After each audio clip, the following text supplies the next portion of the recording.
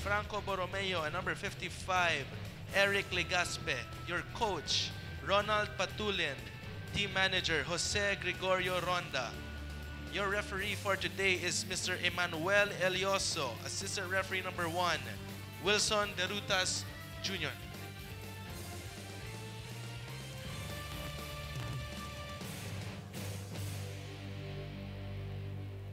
As we await ng pagpasok ng ating mga manlalaro ng Diliman kontra Laos, I'd like to remind you this is second division action ng UFL as most of the regulars of the first division owing up to national duties as well. At ito na, inaantay na lang natin ang pagpasok ng Diliman at ng Laos.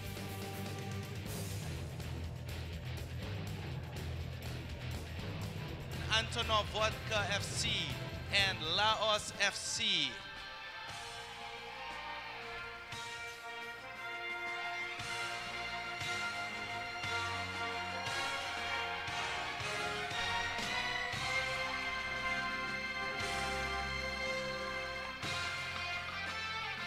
Your referee is Mr. Emmanuel Elioso. Assistant referee number 1, Wilson Derutas. Assistant referee number 2, Manuel Salvaloza. Fourth official, Wilfredo Bermejo. Referee assessor, Ravelo Saluria. Match commissioner, Edwin Alobin. On your screens right now is the starting 11 para sa Diliman Antonov. And this is a team, itong Diliman, that I'm sure oozing with a lot of confidence because of their campaign so far, really. Of course, looking at your 4-4-2 lineup for Diliman. Of course, the players starting from the keeper, Jerome Leong, Mercader on defense, Mercader on midfield rather, Rances on defense, Zerudo on top. These are the 4 players from UP that actually stood out and are actually MVPs. And looking at Laos now, we're looking at, well, we have Marvin Angeles, the twin brother of Marwin, on top, with Jukes, who is the leading scorer with 4 for Laos. So we look to those 2 guys to create an impact for Laos and try and disappoint Diliman. 2 teams that really iba yung hinahabol nila dito. Itong Laos, kita nyo ngayon, ang hinahabol dito is to move forward. Actually, also some pride in them dahil actually one of the very few teams in the Division 2 na merong player na naglalaro for national duties. Yes, right now we have Marwin Angeles, who is actually now in Nepal for the AFC Challenge Cup. So he's missing action right now for Laos. But we also want to take note that Laos is the sister team or has ties with Global FC. So you see most of the global players that were dropped are now here with Laos. With Diliman, on the other hand, the pressure is on because alam po natin na isa lang ang mag-a-advance dito sa second division to the first, whoever ends in this league. So they need to keep the pressure, and Pachanga is staying as close second. So it will be Diliman and Pachanga fighting for that first spot. Yeah, for those that have followed us the last couple of weeks, nakita nyo na rin yung Pachanga, and it's a pretty solid team led by Freddy Gonzalez. Yes, Freddy Gonzalez, who has been in tip-top shape and form right now. Pag nagtatumbling, ibig sabihin, in tip-top shape pa rin. In shape na po siya. And actually, in one of their games last week, they beat Sunken Garden 13-0. Wow. Where Freddy scored another hat trick. That's like a NFL score, 13-0. Definitely. So, with more goals, with the goal difference, they're pretty much in the dominant force right now. So, starting off, possession nagsisimula para sa UP Diliman. Correct that, Diliman FC. And also, bottom of your screens, you can see what's happening all over football dito sa Active. Nandyan ang La Liga standings, as well the top scorers, the EPL, Bundesliga, and of course, the UFL. So you can see for La Liga, Ronaldo leading with 30 goals, being the top scorer of the league. And they actually just won last week. Seems like handball in the box. Oh, what a sorry start. In less than a minute. And this is not how Laos wanted to start this game. Terrible. Napakasakit naman nun. Ang sakit po ang nangyari dito. On top of the ball para sa Diliman. So we have Cerudo to take the penalty. It's Cerudo. Cerudo Just 1 minute in. With the penalty, and it is 1-0 Diliman. So Diliman 1-0 right now on just the first minute on a penalty by Ariel Zerudo. Grabe, sakit dun. Ang sakit. Ang sakit na simula para sa Laos. And when you go back into that handball, it was just a simple mistake. He was just trying to clear the ball, and it just went up to his hand. One of the disadvantage or the breaks of the game talaga pag nagsa-start yung game, medyo malamig pa tayo. And an error like that is most likely to happen. But they must bounce back. Yeah, they have to. You can see earlier, the goalkeeper going the wrong way. Diliman in the white kit and Laos with the yellow and black.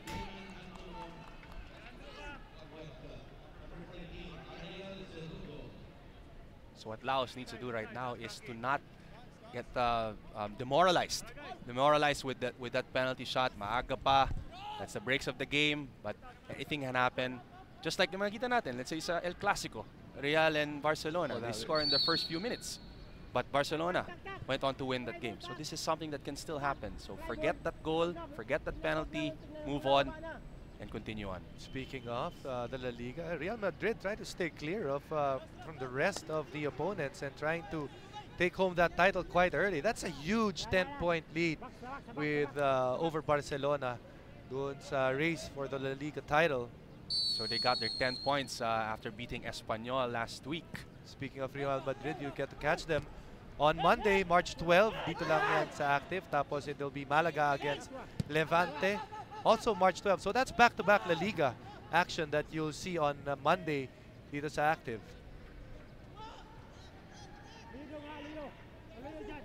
Diliman. This will be a throw-in. Nakusap ko earlier si Paulo Misa, who's the team manager of Diliman Antonov. And he told me that that most of the players, or 95% of the players, are really from UP. And you have the only non-UP players, maybe 3 or 4, and 3 of those are from Ghana. 3 players from Ghana. Might be guys like Tuom and the rest of the guys over there, no? Yan ang mga players nila that come from outside. But they also have players that that are from abroad in that lineup.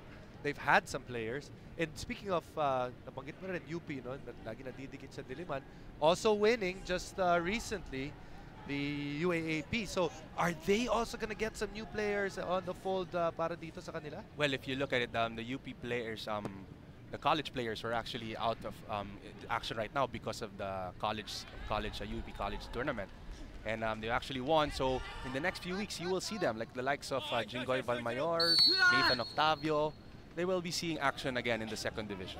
But really, what's their commitment? Are they committed so far para sa Diliman? Or are they parang free agents that are free to sign elsewhere? Because right now we know that it's the middle of the transfer period, so people are trying out for new teams. But with the likes of Jingoy, Nathan, these are like loyalty to the UP squad and their club counterparts. So as much as possible, I think right now, in my opinion, they will still continue to play for Diliman. And I'm sure the Diliman fans are hoping na ganun rin ang mangyari. Laos trying to take that quite early. Staying at the bottom of your screen on the right side is Diliman. Long balls, searching forward. Tuom frees up on the left side, but the flag is up. Offside. That was a great lob pass, but caught offside there.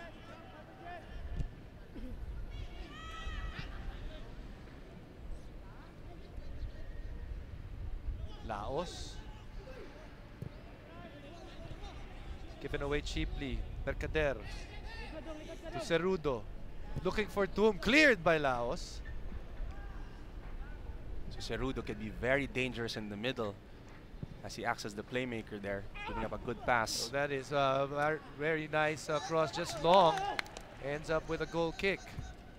So you could see right now the momentum is on UP's Diliman side. Sorry, Diliman Antonov's side. And kaya ka na rin sa akin. Mahirap po, mahirap po.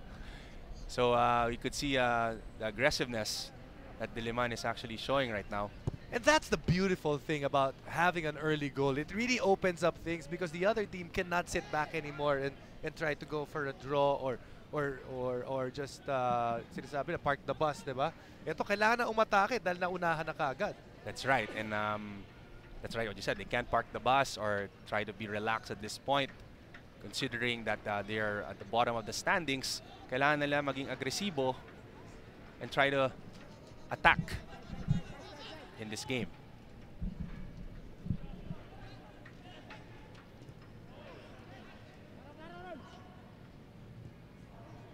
Cleared high and outside by Laos. 7 minutes in, that was Tabale. So the coach for Laos FC is Ronald Patulin with team manager Jose Gregorio Ronda.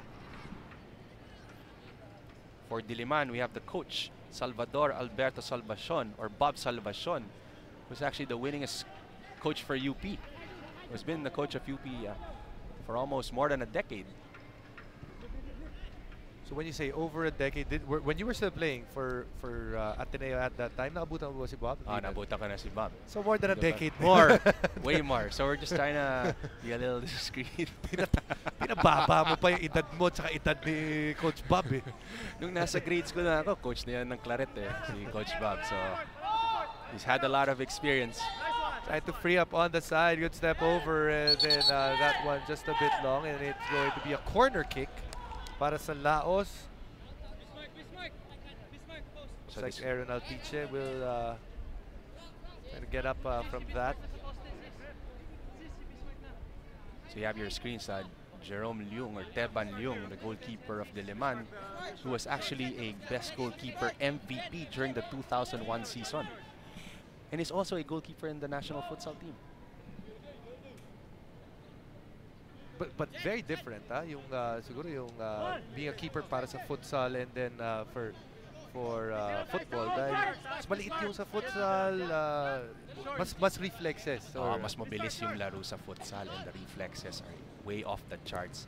Kaya it's always good, especially for developing players in the grassroots level, to start off first with futsal or playing in basketball courts kasi na-develop yung skills nyo, yung skill level.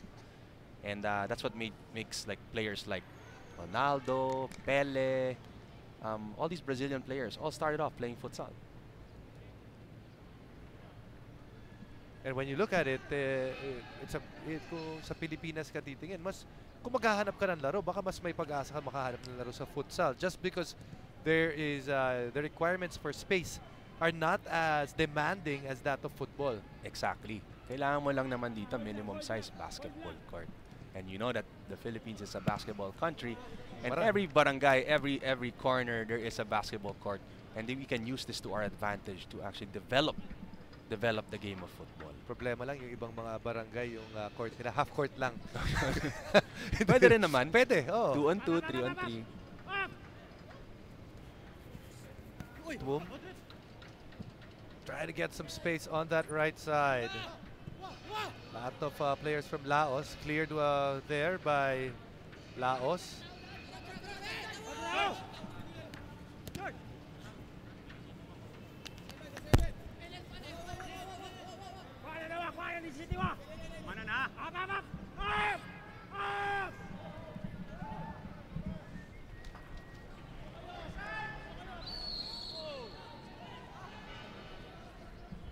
Down goes Jukes.